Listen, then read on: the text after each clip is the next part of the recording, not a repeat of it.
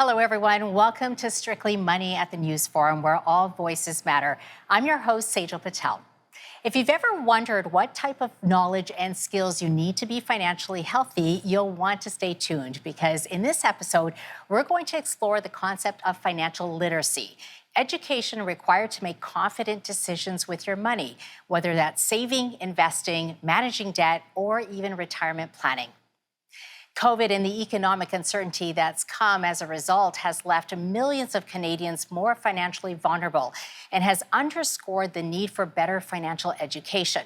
Our next guest says it's time to reevaluate the type of financial literacy we're putting out and the way we're deploying it.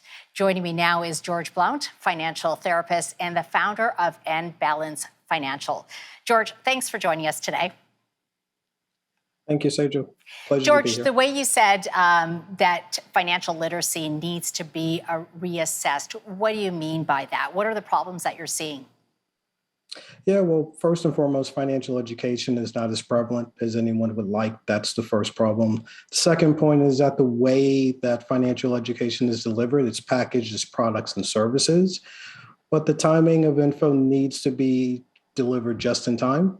And by just in time, we mean that it can't be taught in previous decades and expected to be utilized at a time of incredible need. And so when people are making these important financial decisions, we have to intervene and create the financial education at that time. Yeah, that's a very important point, isn't it, George? Because financial education, it's often that we forget about it until we actually need it, meaning that the just in time. So what are some examples of that? Yeah, I mean, the world is very complex right now in terms of what we're dealing. Just a few decades ago, we only had cash that we had to account for. The majority of the globe actually uses cash, but now we have cryptocurrencies, we have all other types of currencies that are actually being traded, and other types of financial information that people are seeking right now. So this lack of financial education causes people to feel and sometimes make their financial decisions based on emotions instead of actually making rational financial decisions. George, I want to go back to the point of it not being prevalent, because I often hear that as well. Yet, you know, we have websites and full of financial information. So what's the problem there? Yeah, when we look at the information that's available, it is primarily guiding people towards how to use a certain product or how to use or get the most out of a certain service. Most of the financial information doesn't have context, how that individual will take it in based on where they're at, how they use it, how they make the most out of it, and how they can actually seek out additional help if they're not adequately prepared. Those are some of the gaps that we see right now in the way financial education is delivered versus how people need to actually take in this financial education. So what are your suggestions then? Yeah, I think with a lot of people, we should definitely slow down, make sure that we're taking a look and being clear about what we're seeking. So do we have the right information in terms of what do we need to make this financial decision? Are we clear on what this financial decision is and what outcomes are we looking for? You would need that information to actually guide you to the right resources. And so that's going to be an important step. Really clarify what you're looking for to guide yourself to the appropriate resources for how you can achieve that goal. You know, one of the things that you had mentioned is, you know, it feels like it's a much more complex world. We have more financial services than ever before. We used to use cash, as you mentioned, and that's changed. The retirement burden is now placed on people, and what you hear so much of is that there's so much more overwhelm about the information. Are there any areas where you feel like we can do a better job in educating?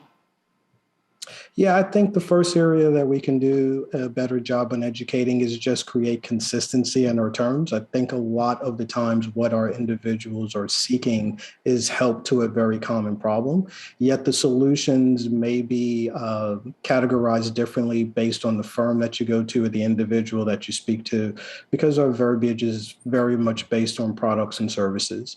And so if we can simply just take a look at the language that we're using to communicate some of these financial terms, financial decision making, and make it simpler, it will allow people to feel better about the choices that they're making. It also allows for better clarity in Okay. these decisions that are being made.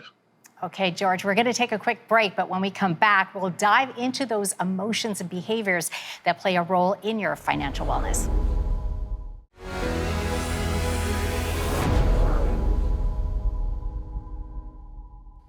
Welcome back to Strictly Money. I'm here with George Blount, financial therapist and founder of nBalance Financial. George, just before the break, you had talked a little bit about emotions and how the financial education around emotions and how that plays into financial decision making is really important. So walk us through some of those emotions that people feel and some examples. Yeah, so our behavior is a response to emotions, and I think that that happens in all walks of life. We just try to create an association to these emotions and the financial decisions that we're making. And so when we talk about how emotions play a role in our financial decisions, it's how do you feel as you're making some of these decisions? And so the basic emotions that we go through um, are fairly easy to describe. We have fear, right? I don't know what tomorrow is going to bring, so I have to spend this money right now. We have our pursuit of happiness, like I can spend this money, or I think if I spend this money, I will feel a little bit happier. There's obviously degrees of anxiety that people go through. It may cause you to change certain behaviors. You may hoard, you may oversave, you may spend more than you need to. There's probably some uncertainty that goes into play. That uncertainty can be driven by fear. We normally don't see some of these other emotions like disgust or anger, but they are very much prevalent when we think about our financial decisions. Overall, we should know that they can manifest differently for everybody. So if I am responding to fear, for example, in my financial decisions, my response, which may be fear inducing, may be different than somebody else's that's based on fear. And so we should really take a chance to understand these emotions, not only what they are at a very basic level, but then how people actually manifest in their own lives and when we talk about some of the financial decisions that we're making. Yeah, certainly. We saw a lot of FOMO in this past Yeah. year, with Bitcoin, lots of cryptocurrency. So, George, when someone's feeling these emotions and perhaps might not be as aware of them, what's the first step? How do you walk them through that so they are aware and start making the right financial decisions? Yeah, it's important that we really try to understand how we got to this point, right? So to understand where your feet are. How did you actually develop the emotion that you're experiencing right now? Where did it come from? We try to understand the origin of that emotion because it's important to just create the context. Where did this manifest? It didn't just come out of nowhere. Like, let's understand where it came from. Let's understand how long it's been around. Let's understand kind of exactly the times that you have experienced this emotion and how prevalent it is in your life. And then let's understand what we want to do about it, right? Is it accurate? Is it inaccurate? Can we change this? Can we move on to something different? So it's very important to understand how the emotion originates. That's going to give us an opportunity to understand the place that we're in right now. So understanding our present situation a lot better. So that way we're able to describe it in detail and seek out help if needed. But then also, how do we plan for the future? If we're not happy with where we're at, or we're not happy with the emotions that we're experiencing, then we need to look at ways to change this in the future. And so we need to be able to articulate it and we need to be able to plan for a change. And that is going to come through the ability to just understand it a little bit better. Let's take for example, someone who is having a tough time saving. What are some of the questions that they can sort of stop and ask themselves? Yeah, so saving is a really important goal that individuals can have, and it also can change your behavior in some very significant ways. If we look at saving, is really being a change in behavior over time. So it's habitual. We have to do something. We have to put money away, whether we're putting that money away under our pillow or whether we're putting it under our bed, in a bank account, whatever the case may be. The habit of actually putting that money away week over week, month over month, is building this relationship to the actual money that you have. So saving starts to develop this emotional relationship. We kind of have this endowment effect, where as we start to separate ourselves from that savings, we're going to think about it a little bit more. And so as we tend to use those savings, where's this money going? How's this money going to get there? Okay. And so that's is simply the way that we can create this behavior over time. What you do with it after the case is going to be more financial decision making. But at least to start off, we should understand and develop a behavior that's right. Okay, well, those are great questions that someone needs to ask before they make those decisions. We're going to take a quick commercial break. We'll be back in 2.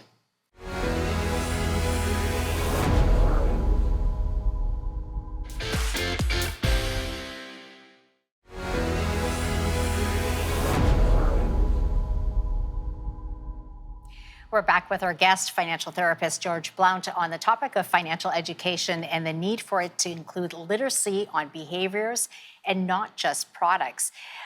George, for those of us that do spend a lot of time financially educating, and I'm certainly one of them, including financial advisors who traditionally focus on solutions and vary in the degree that they may provide financial education, what's your advice to them? Yeah, I think that when it comes to financial advisors and how we can look at, financial education working with financial therapy, we should look at it in terms of a partnership, more of collaboration. I'll give you an example. Financial advisors may currently work with a accountant of some sorts to deal with some of the tax ramifications. They may work with planners to deal with some of the long-term, or they may deal with attorneys to deal with some of the estate planning.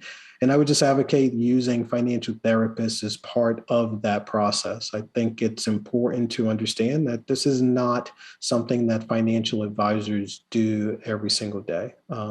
Financial therapists will dig in deep into the emotional relationship that we have with money, trying to understand the origins of where their financial education comes from.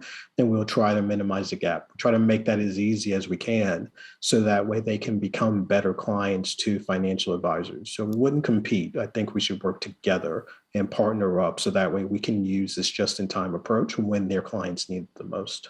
Yeah, that's a really important point, because one of the things that I've always talked about is, even though they're providing solutions, in the back of that, there is a lot of emotions that are going on before they actually make the decisions. And it's not that they don't want advice. It's those emotions that actually create that challenge to get the advice.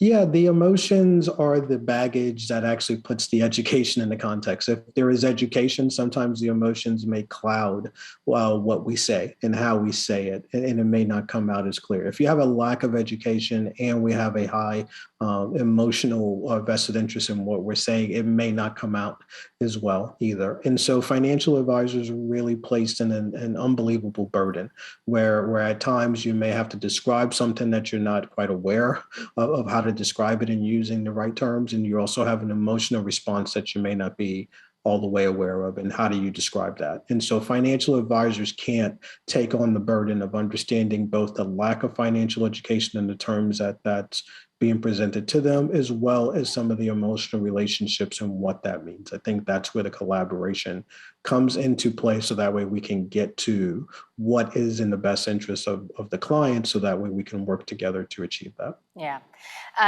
Picking up on the just-in-time comment that you had made, how do financial advisors work through that? Because typically what happens is an advisor will set up yearly meetings, sort of a progress report. Do you think that's enough, or do you think that they need to change that?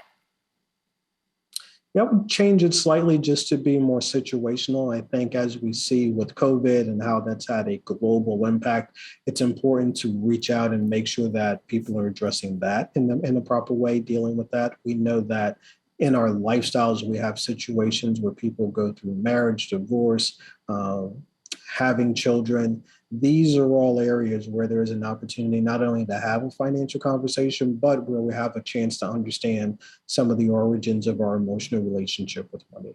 And so if we have more meetings, if we have them in times when situationally we know that people are going to make financial decisions and we have the ability to pick up on some things to help us out in terms of where we are today or where we can go into the future, we would actually advocate for more meetings when the environment calls for it and try to work with a financial therapist in order to deal with what's pressing right now for their clients and individuals around the globe. George, you work with a number of clients. What do you say when they tell you, what, I don't need financial advice. I'm fine. Yeah, I think that is a very typical response for a lot of people. I think there are two things that I like to point out in that case. One, the lack of financial education means that we all start from different places. And so while you maybe find how you interact with other people, partners, friends, colleagues, family, that's not going to be there as well, right? And so there is the ability to create some consistency there. There's a lot more context than just providing information about products and services. Great. Well, stay with us because when we come back, we'll talk about how to get the right financial education, who you should trust and who you shouldn't trust.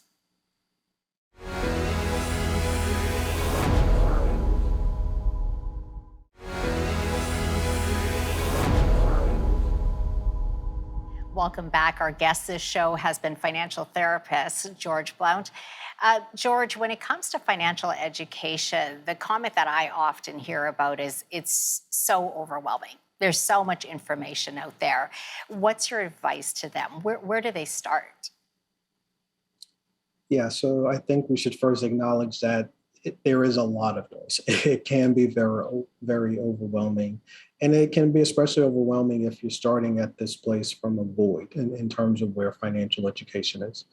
I think one of the things that we can do is look at how this meets your basic hierarchy of needs. And that's the perfect way to align some of our financial decisions to the needs that we have to look at. So for example, if we start with just looking at our base level of needs, the physiological needs, how are we eating, sleeping, some of the basic things. Are you working 40 hours? Are you working 70 hours? How can we, potentially go from 70 hours down to 40 hours? Some of that is just having available information that are as to what your options may be. And so financial education in some instances may be the options that are presented to you and how you can actually take advantage of those options. So that way it doesn't seem as overwhelming. Oh, that's interesting. George, there's, again, lots of information out there, some good, some not so good. I see it all the time when I'm on Instagram or TikTok. What's your advice to people who are looking at that information? How do they even figure out what's good and what's might not be the best advice? Yeah, I think when you're looking to tell the difference between what may be good advice and what's bad advice, let's just keep in mind that when we are trying to give advice, especially on financial matters, those individuals are probably not screaming from the rooftops of how good their advice is or what you should do. The work of financial advice or financial decision making and helping you is better understanding what you're hoping to achieve and then trying to provide guidance to help you reach those goals.